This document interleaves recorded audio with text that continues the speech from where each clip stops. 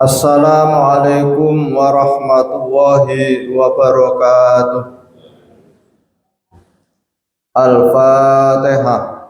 A'udzu billahi minasyaitonir rajim. Bismillahirrahmanirrahim. Alhamdulillahi rabbil alamin. Arrahmanir rahim. Maliki yaumiddin. Iyyaka na'budu wa iyyaka nasta'in. Ihdinas siratal mustaqim. Siratal ladzina an'amta 'alaihim ghairil maghdubi 'alaihim waladdallin. Amin. Bismillahirrahmanirrahim. Utawi tambane takabur kang tukul saking sebab ilmu iku mongko arep nadher kelawan rong perkara.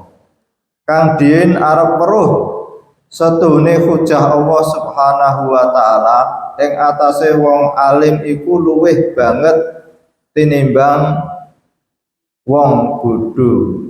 Terkadang ngapura Allah ing maksiate wong bodho sebab bodhone. Allah ora ngapura ing maksiate wong alim sebab ilmune. Arah iku mongko ana agung-agunge siksane Allah iku tumiba ing atase wong alim kang ora bener lakune kaya Bal'am lan Qarun.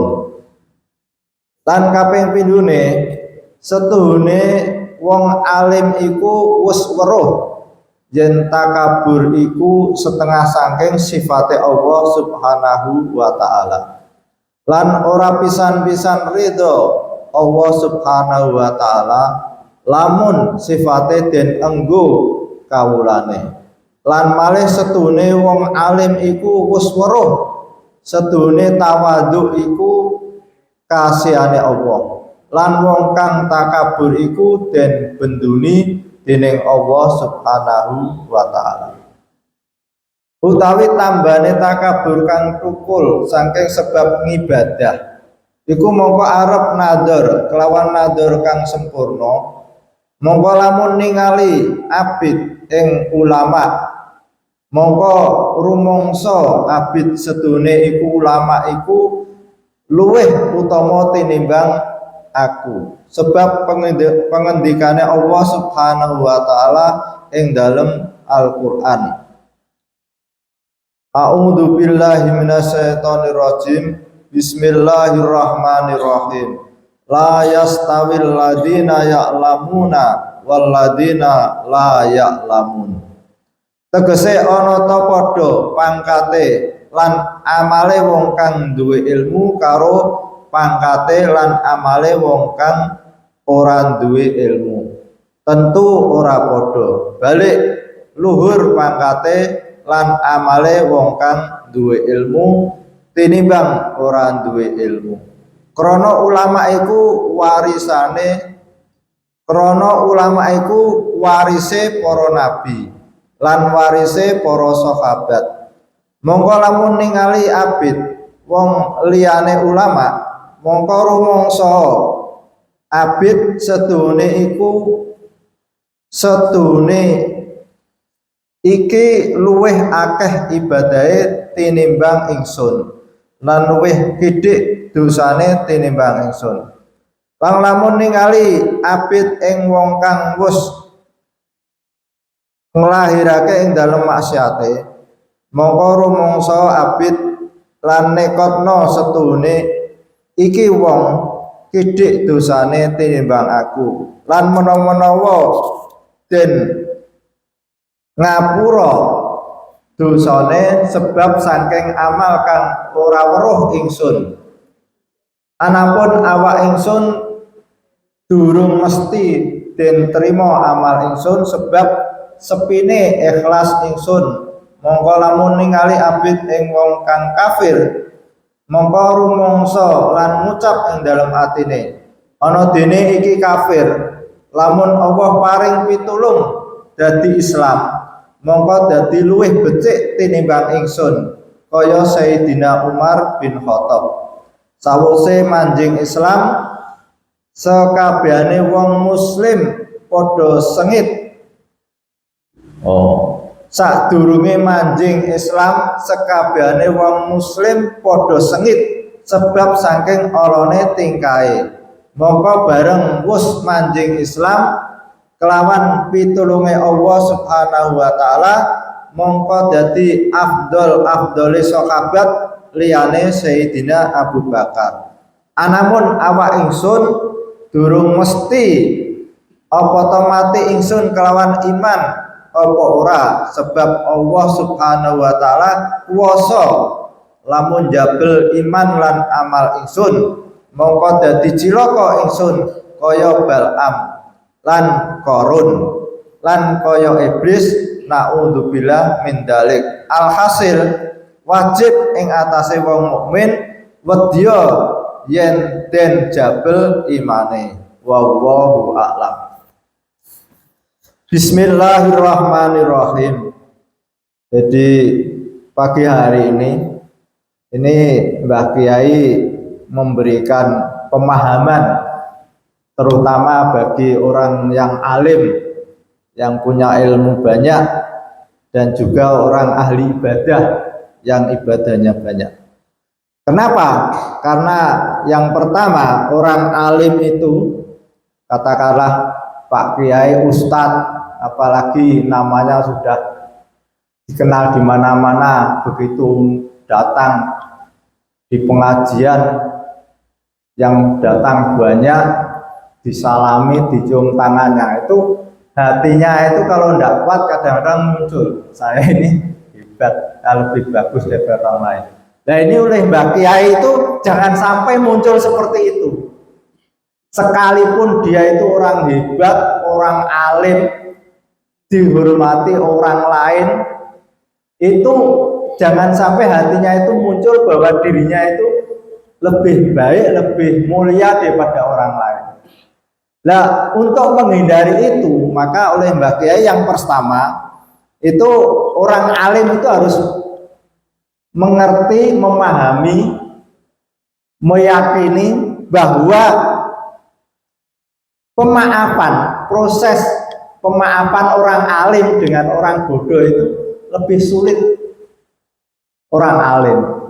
Jadi besok di akhirat pertanggungjawaban orang alim itu, kalau orang bodoh, loh kamu kok tidak sholat? Nah, saya baru rasa-rasen, misalnya itu orang bodoh. Tapi kalau orang alim sudah tahu, Pak Kiai, loh kamu kok tidak sholat misalkan, wah itu dipeleter sama, kan kamu sudah paham, di Quran dijelaskan, dan kamu juga memberitahu pada orang lain. Wah terus dipeleter sama Allah, dan akhirnya kadang-kadang orang alim itu enak orang bodoh. Maksiat bolak-balik diampuni lah, saya ini maksiat sekali aja kok udah diampuni. Ini agar orang alim itu menyadari bahwa nanti pada saat proses pengampunan itu agak sulit. Itu yang pertama. Yang kedua, orang alim agar tidak menjadi takabur. Itu orang alim itu sudah tahu yang namanya takabur itu sifat Allah dan hanya Allah yang boleh menggunakan. Sedangkan kita manusia itu tidak boleh menggunakan sifat takabur, tidak boleh takabur. Kenapa?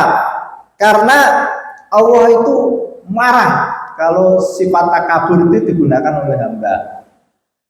Jadi Allah itu lebih berkasih sayang pada orang yang tawadhu, yang merendahkan diri. Lebih-lebih orang alim yang tawadhu itu lebih dikasih oleh Allah Subhanahu wa taala, dan Allah itu marah, murka pada orang alim yang takabur. Nih, jadi ada dua resep buat orang alim untuk tidak takabur. Yang pertama, orang alim itu menyadari bahwa proses pemaafannya itu lebih sulit, dan Allah lebih marah terhadap orang alim yang tingkah lakunya itu tidak baik.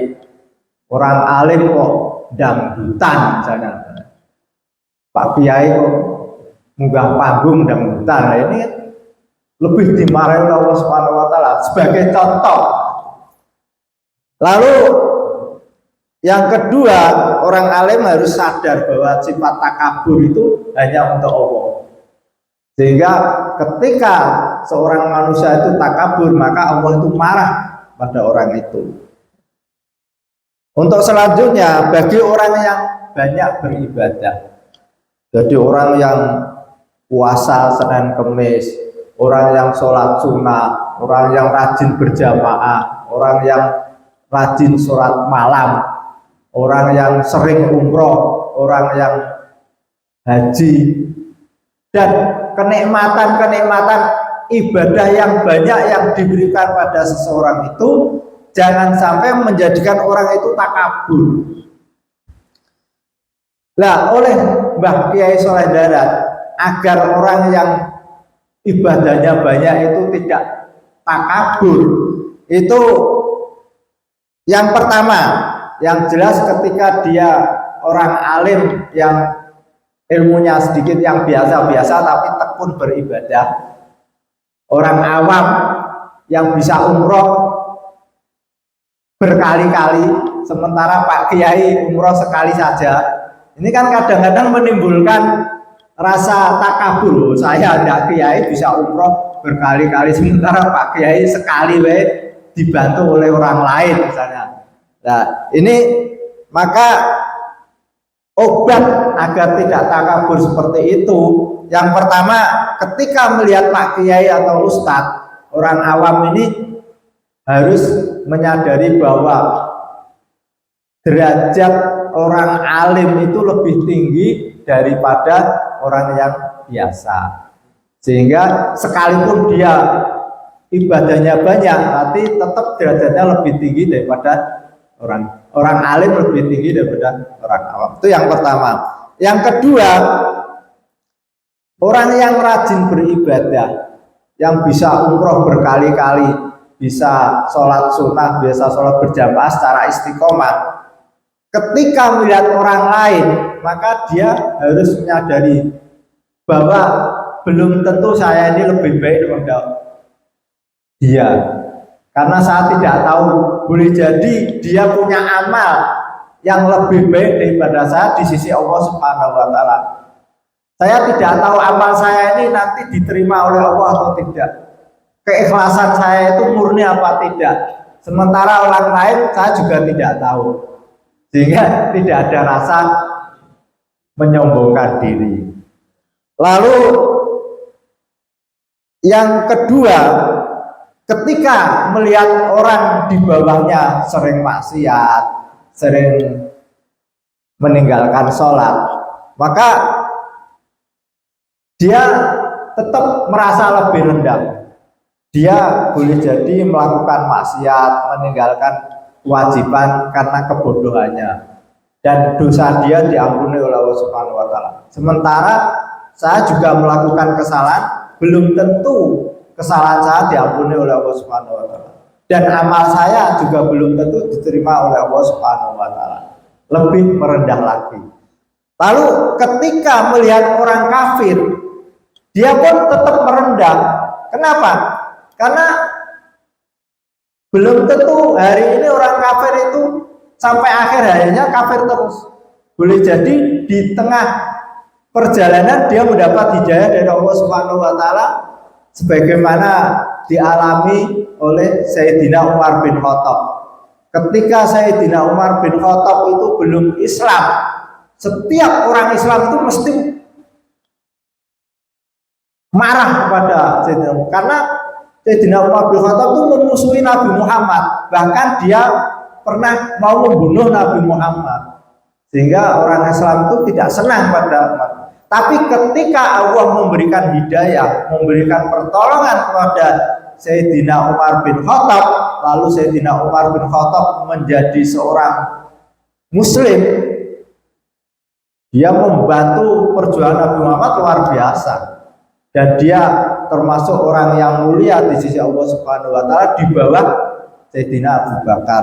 Maka ketika seseorang itu melihat orang kafir, dia tetap punya rasa merendahkan diri, karena belum tentu orang kafir ini di akhir hayatnya tetap kafir.